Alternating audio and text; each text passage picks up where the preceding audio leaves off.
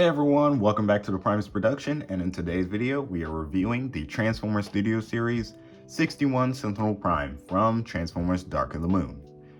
This figure is a pretty solid figure despite the parts forming and the weird proportion he has when standing and posing him around, but I'll get to that in during the articulation segment, which is really soon.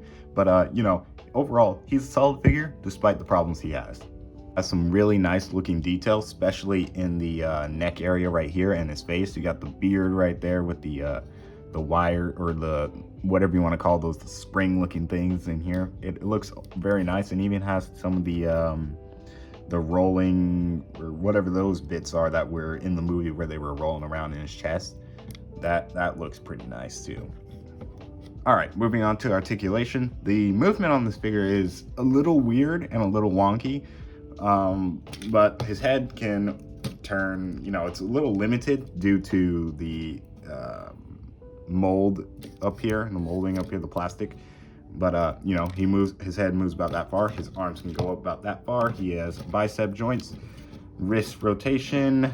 Arms can do a full 360 without anything getting in the way. His legs can kick up this far, can kick back this far, but it's slightly in the way due to all this junk back here.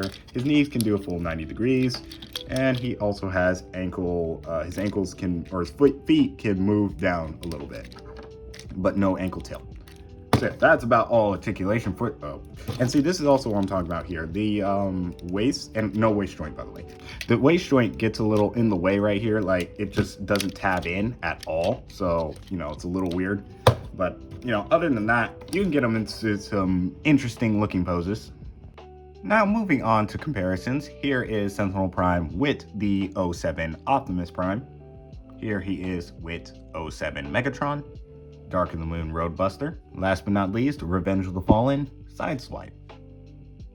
And here is Sentinel Prime in his Rosenbauer, I think that's how it's spelled, correct me if I'm wrong in the comments. But this is his fire truck mode, and honestly, it looks quite good. I do think it's a little bit on the small side. I think it should be slightly bigger, because these trucks are massive. It's massive.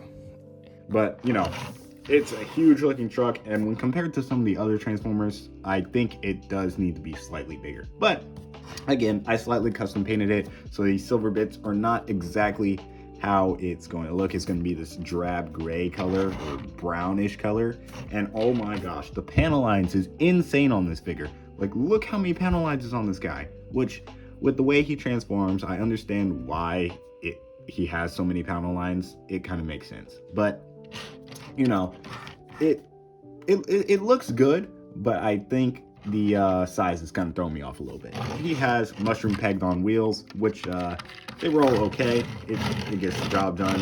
Actually, yeah, he rolls okay. I wish they were pinned in, but it's fine. This is also where the sword tabs in.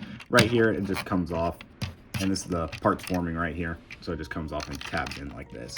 So, a little bit of parts forming, but that's that. Moving on to comparisons. So here is Sentinel Prime with 07 Optimus Prime. Here he is with Roadbuster and Sideswipe.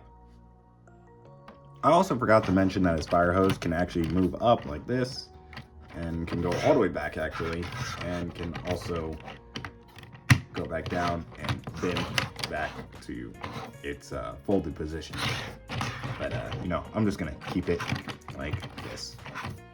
So now that wraps up my review for the Transformers Studio Series number 61 Dark of the Moon Sentinel Prime figure, and overall I think it's a solid figure to add to your collection, but it does have its weird problems that it has, being the parts forming, which could be a problem. If you don't like parts forming, then that's a problem, but if you do, it won't be too bad. And the weird proportions with how he stands, it's a little weird, but he still looks good next to other figures, so I'll give it to him on that. But anyway, I'd like to thank you guys all for watching, and if you made it this far, make sure to subscribe, like the video, and let me know if there's anything you didn't like about this review, or if there's any other figures you would like me to review in my collection. But that's about it. Thank you guys for watching, and I'll see you in the next review.